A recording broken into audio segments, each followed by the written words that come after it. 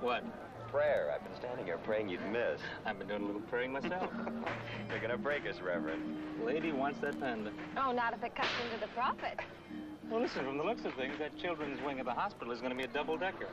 Now, which one do I hit next? The yellow one.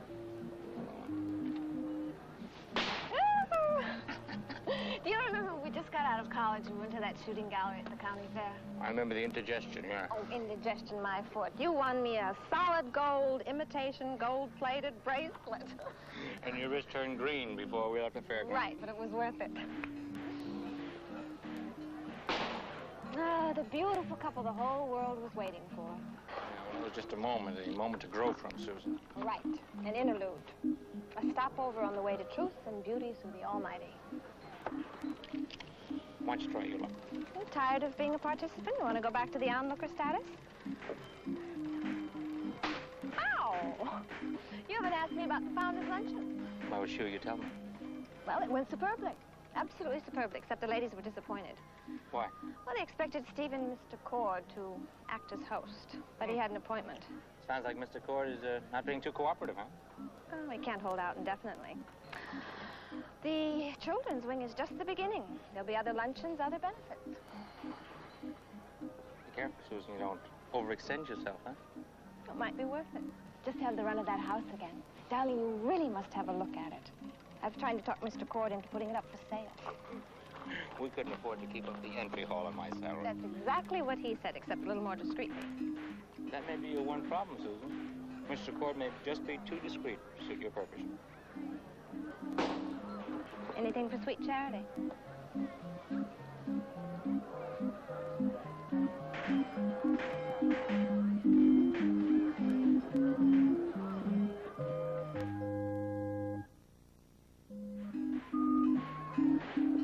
May I have one of those red ones, please?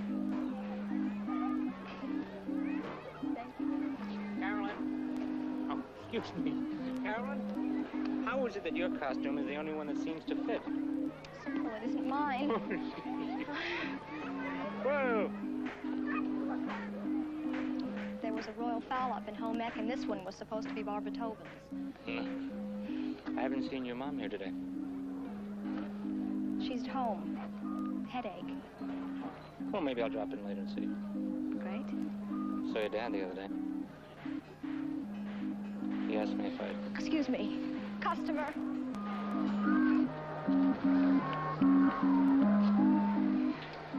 Next. Next to what? The pillory. Pass. Come on, you must have done something to earn it. Honey, why don't you get one of your friends at school? Come on, big man, don't knock the festival. Only squares do that. Look, I don't want to climb on that Pillory. pillory. Why not? I don't want to, that's why. You know something? You're beginning to get to me. Good. Where are you from?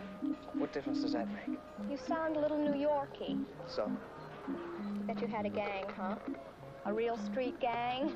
You carried a big switchblade knife. You danced all over the West Side, right?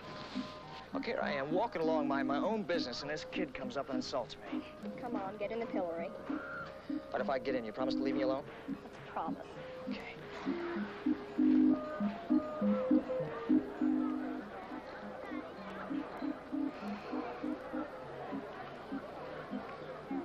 What do I have to do?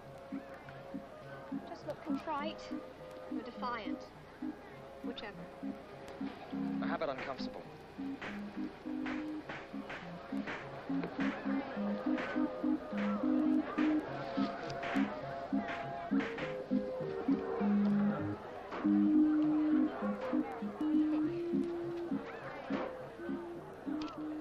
I've seen you around. Great. You've seen me too, haven't you? No, Come on, we've passed each other 100 times. I didn't notice. Thanks, I really appreciate that. Well, I got things on my mind. You've seen me. Look, I told you, I've never seen you before.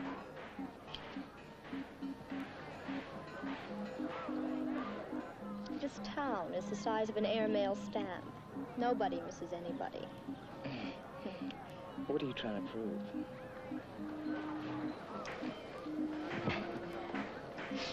What's your name? Harvey. You're not a Harvey. What do you need me for? You come up with the questions, you come up with the answers.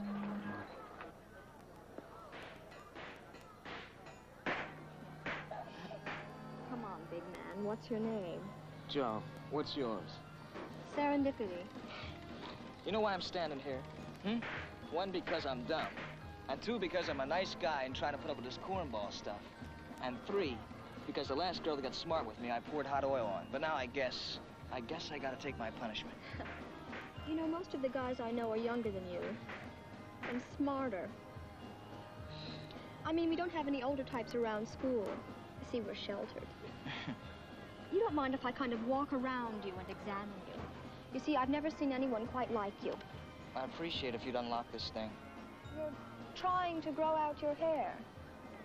I suppose you're trying to sort of get with it. Unlock this, will you? You know, the boy that sits in front of me in biology has hair down to his shoulders. You've got a long way to go. You know what? I don't think you're very funny. Sorry. You see, I have a terrible habit. I put people on. I can't help it. Honest. Joe what? Rossi? Okay, Joe Rossi, $1.50. All right.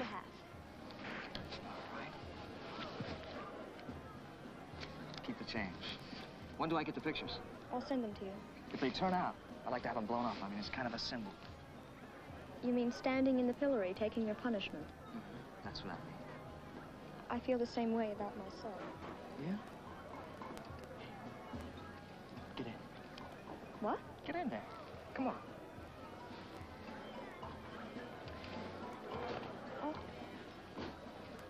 Oh, execution time.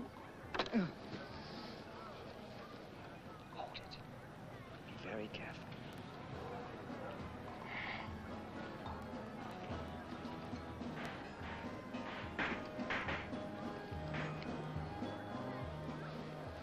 Good.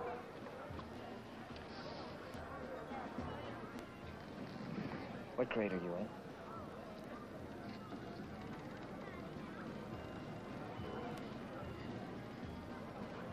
What difference does it make? How old are you? What difference does it make? Well, I don't want to go robbing the cradle. Then don't. Listen, I got my brother's sports car over there. Your older brothers? Listen, you want to take a ride down the wharf? I mean, that is, if you can get off. Oh, I can get off. Okay.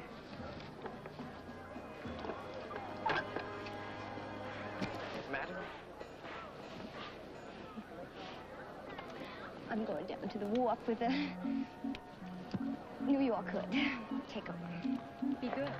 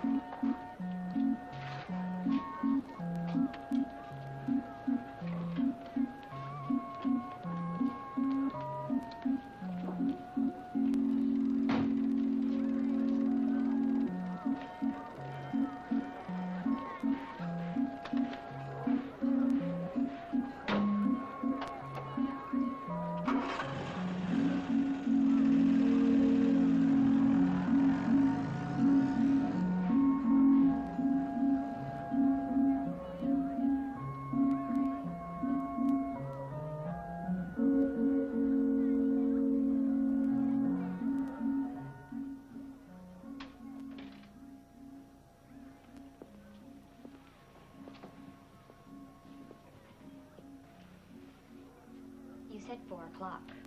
The judge said 4 o'clock. Mrs. Carsons, dressing room. I can wait outside. No. Constance? She's here.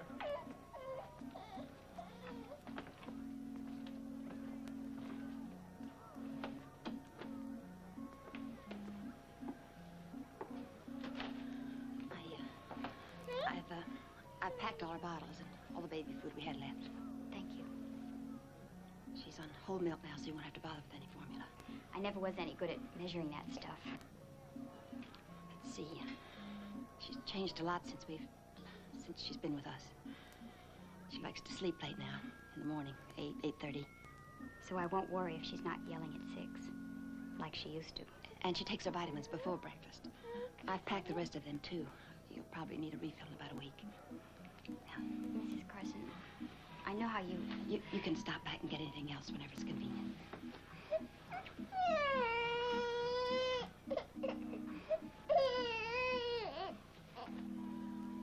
Jill, I can't condone what you did, but I do understand it.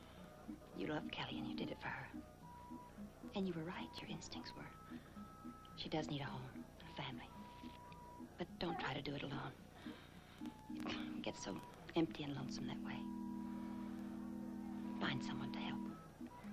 Someone, Jill, who loved Kelly as much as you do.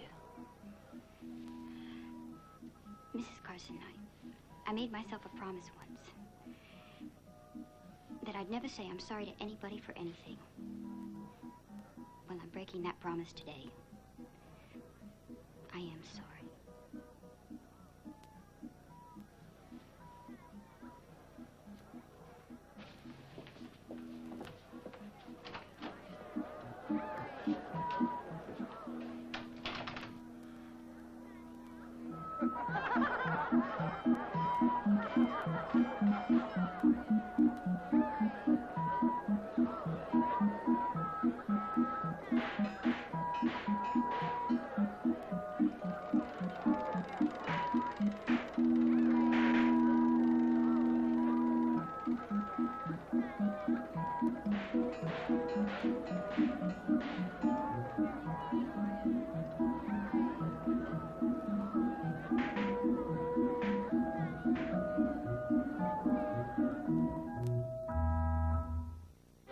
Preview from the continuing story of Peyton Place. Me or your ministry?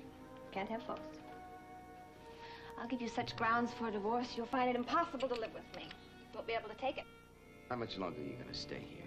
I'm not going to be separated from my baby again. I can't tell you how thrilled I am you stopped by. Don't come again. You're a big girl. Yeah. Big girl is going to get treated like a big girl.